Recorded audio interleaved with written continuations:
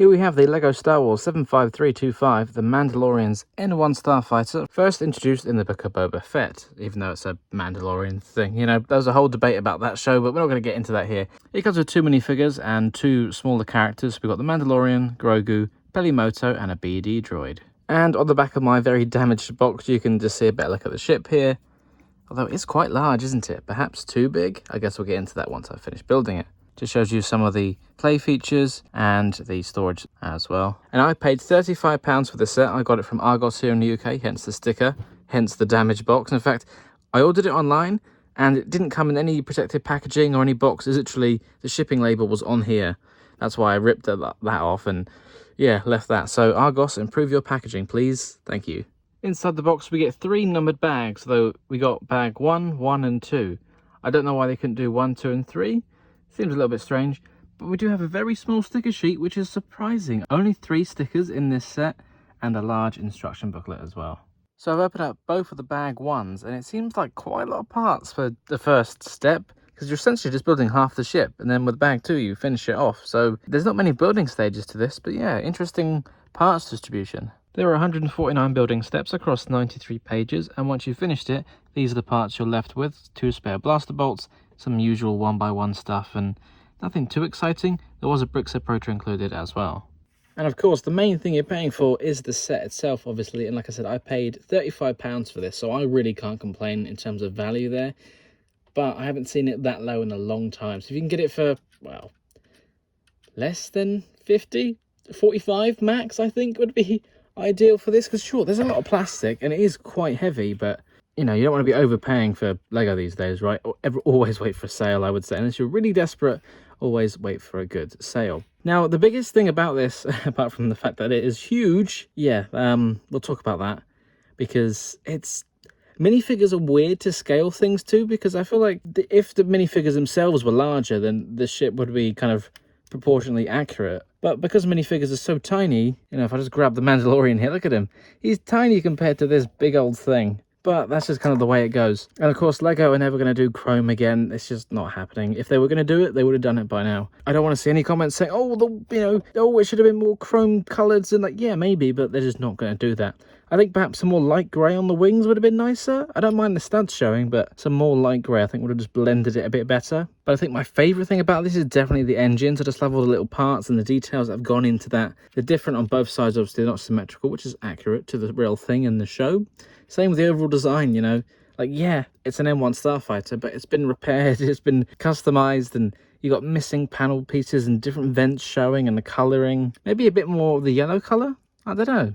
I feel like the way they've done the cockpit and Grogu's little pod here is just perfect. I don't know how else they could have done it better. You can fit nicely in there, and I'll pop them in there in a moment. Some people might complain that, yeah, this gap here is showing and, oh, it's not like air sealed or whatever. Yeah, maybe, but it's a bit awkward, and there are some mocks on Rebrickable that have fixed some of these issues and made the whole thing smaller and more tiled off. So if you're into that, check out Rebrickable and probably buy the parts instead of buying this set. I was kind of on the fence as to whether I was going to build the official one or just one from Rebrickable, and I still might, because there is some on there that I really do like. Now that I've got it in my hands, I would say I'm happy with it. I was a bit hesitant, thinking, oh, am I going to like this one piece here used to kind of get that curved texture, but now that it's here, it's not too bad. I was kind of, yeah, not a fan of it looking on the box art, but it's all right. Otherwise, the whole tail here, that's like the real issue with the length. I think the rest of it's okay, but it's just so long and pointy. And this piece at the back here is very interesting. It's kind of hard plastic, and then it slowly gets softer until the end. It's just, you know, like a little, I don't know, it kind of reminds me of like a dinosaur tail, because if this was a hard plastic piece, it'd probably be more prone to breaking. So to avoid that, they've made it this soft and flexible piece, which there is a slight color difference. You might not see it on camera, but if you had it in person, you can see from where the hard plastic is to the soft plastic, the color, the gray color used slightly changes.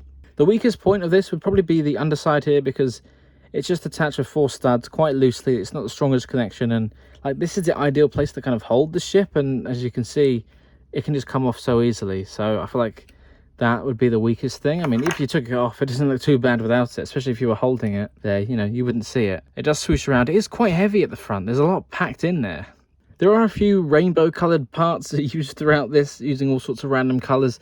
But otherwise, once you've finished it, there aren't that many on show. Perhaps this medium nougat piece might bother you, but It's not too bad. I mean, you can see it from the front, but yeah, maybe it could be some rusted old metal parts they're using or something. And underneath that, centered is a stud shooter, which you can fire off quite nicely. Not stud shooter, the spring-loaded shooter. The thing I don't like about the spring-loaded shooters is when you can see like the tail end of the bolt and you flick that, and I don't like that look. So this one's nicely integrated, because you see this piece on here, you push down on that, and the way it goes. So you can pop Mando and Grogu in there and they fit nice and snugly. He's not laying back all the way, which is good. He's kind of sitting upright, and I feel like that's, yeah, the height levels between the two pods is captured it pretty well. But you do have to take off his jetpack, obviously, and the Darksaber, which can be just popped in the storage compartment at the front. So you might have to take the Darksaber apart unless you kind of wedge it in there. Yeah, the instructions tell you to take it. Oh, I just fired that bolt again.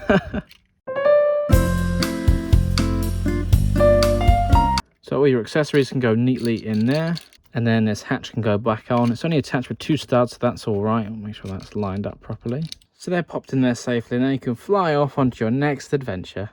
And here it is beside some other recent LEGO Star Wars ships, so just so you can get an idea of size and scale. It is quite larger than the Mandalorian Fangfighter over there, and longer than the TIE Interceptor as well. So if you wanted to recreate some dogfights in the air, yeah, I don't know how they scale too well. I feel like the N-1 should be quite a small craft, and you know, there it is against the Snub Fighter, Obi-Wan's Starfighter, and the Sound Speeder from a few years ago, but I thought I'd throw that in there for scale, just so you can kind of see what it's all like. As for the minifigures then, this is what you get. Only 2 of them, because personally I don't count Grogu or the little droid to be minifigures, but who else could you include? Maybe a Jawa or some more of Pelly's droids, perhaps? Otherwise, this is kind of the bare minimum. And speaking of Pelly's droids, I'm a little bit surprised they included a BD droid. Like, sure, she's got one, but I just thought the other little droids were slightly more memorable from the scenes with her, but LEGO already had that mold, so I guess it was easier just to reuse that. As for Pelly then, I think it's a pretty spot-on recreation of the character. I think maybe her clothing could have been dark brown instead of reddish brown, but yeah, that's just a small nitpick really. No printing on the legs though, which is a shame, but she does have the little tool belt accessory. And she does have an alternate face as well, with some printing on the back. With Pelly out the way, then we've got Grogu, who's the same as every single version of Grogu we've ever got. I don't see LEGO changing it. I don't really know how they can change it unless Grogu suddenly starts wearing different clothing. That's really the only change they could make. And then lastly, we have Din Djarin the Mandalorian with this version of the Darksaber and this version of the helmet. Okay, so before I point out the obvious flaws with this version of this minifigure that I received, let's take a look at the, the rest of the outfit. Good print detailing on the torso, on the hips and on the legs, nothing for the feet. Nice arm printing, you don't see that a lot these days. Does have the jetpack and there's some printing underneath. And I believe this was the first version of this character to come with an actual head rather than just a black one. So he does have a nice face print, no alternate face prints, but he doesn't have a hairpiece. So if you wanted to betray the creed and take off his helmet, he's bald. I guess that's what you get for, doing something wrong, but yeah, they should have included a hairpiece, LEGO. It just doesn't make sense. If you're going to give him an actual head, give him the hairpiece. But speaking of that helmet, yes, you probably saw it already if you rushed to the comments to say, wow, that print quality is really bad. And yes, it is. Look at it. It's just so far down on the face. The lines are all wrong. There's no other printing on it. Yeah, so this figure came out in 2022, but they did improve it in 2023. Also, the Darksaber just looks like a black lightsaber at this point. They didn't have the mold to use. So yeah, not great. But if I compare him to the one from 2023, which came in the TIE Interceptor versus Mandalorian Fangfighter, you can see they've fixed it. The printing's better. For the visor, the black lines, better. There's also more printing on the top with some detailing, and on the side. Oops, I killed him, but I guess he kind of deserves it for being so bad.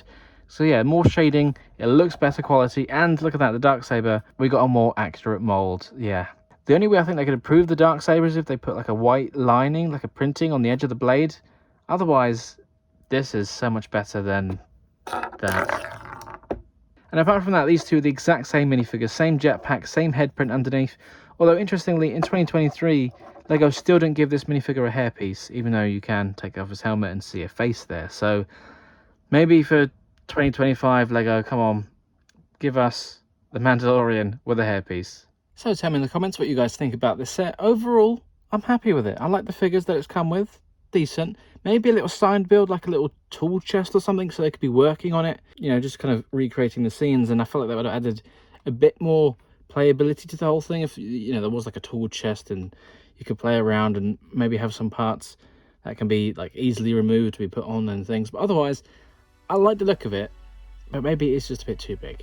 Tell me what you think in the comments. I'll see you next time for another LEGO Star Wars review. Bye for now. Thank you very much for watching. If you enjoyed this video, don't forget to check out the other videos on this channel or on one of my other channels as well. And of course, don't forget to like, comment, subscribe and share with your friends.